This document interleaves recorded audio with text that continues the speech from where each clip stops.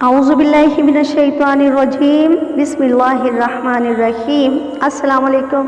امید کرتی ہوں آپ سب خیریت سے ہوں گے۔ آج میرا پروگرام نہایت اہم موضوع پر ہے۔ جیسا کہ آج کل ہم جانتے ہیں کہ اندھی تقلید، انگریزوں کی، یہودیوں کی، عیسائیوں کی اندھی تقلید میں ہم نے اپنا سب کچھ داؤ پر لگا دیا ہے، یہاں تک کہ ہمارا دین، ایمان، عقیدہ، اقدار، روایات، تہذب، تمدن، سلامتی اور ہمارے مسلم معاشرے میں عورت کی شرم و حیا اور عفت و عصمت کے تحفظ کا بھی خطرہ ہو چلا ہے۔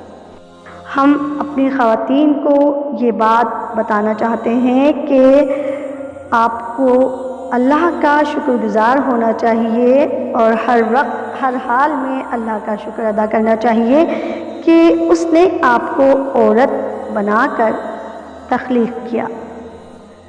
اور اس عورت کے قدموں کے نیچے جنت رکھی ہے، جسے ہم ان بے مقصد کاموں میں جو آج کل ہم ہر جگہ ٹی وی چینل، میڈیا، ہر جگہ ان سب چیزوں کی بھرمار ہے، ویلنٹائن ڈے اور اپنا خواتین مارچ وغیرہ ٹائپ کی جو ایونٹ ہیں، اس میں اپنے آپ کو کتنا زیادہ نہ صرف برباد کر رہے ہیں بلکہ اپنے خواتین ہونے کے تقدس کو بھی اپنے ہی ہاتھوں پامال کر رہے ہیں۔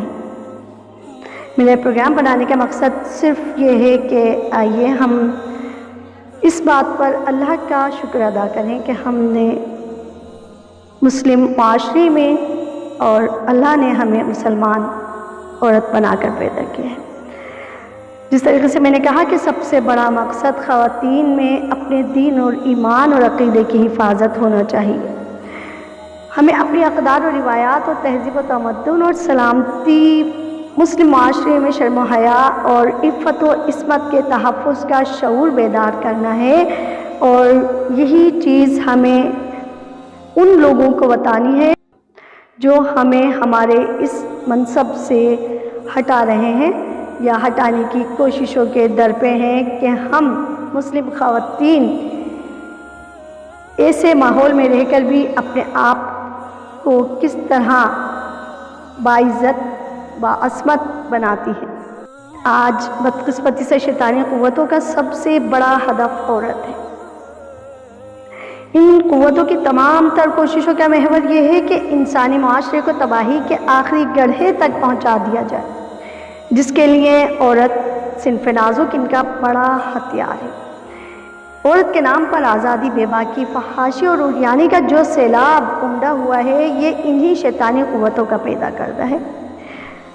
جس طریقے سے ہم سب جانتے ہیں، مغرب میں تو حلال و حرام کی تمیز بہت پہلے اٹھ گئی تھی، اب تو وہاں پر اخلاقیات بھی ناپید ہو چکی ہیں جو ان مغربی مفکرین نے خود وضع کی تھی۔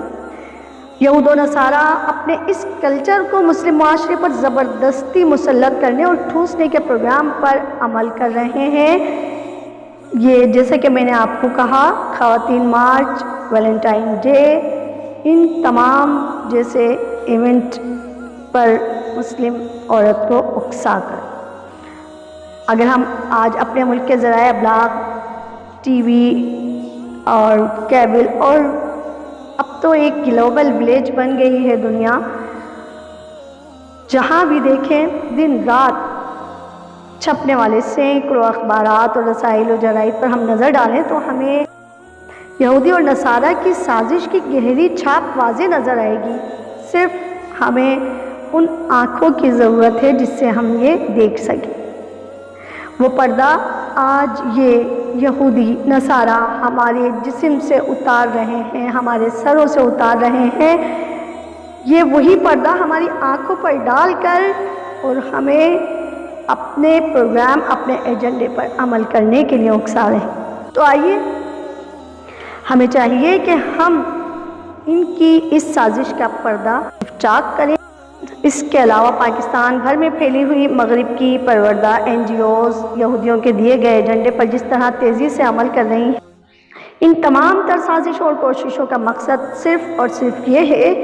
کہ مسلمان عورت شرف و عظمت والا پردہ اتار پھینکے، وہ عفت و عصمت کے جامے سے باہر آ جائے، وہ اپنے دین سے بیگانہ اور اپنی مشرقی روایات سے باغی ہو کر مغربی کلچر کے پیکر بن جائیں، وہ آوارگی میں یہود و نصارہ کی خواتین کی ہم سفر ہوں۔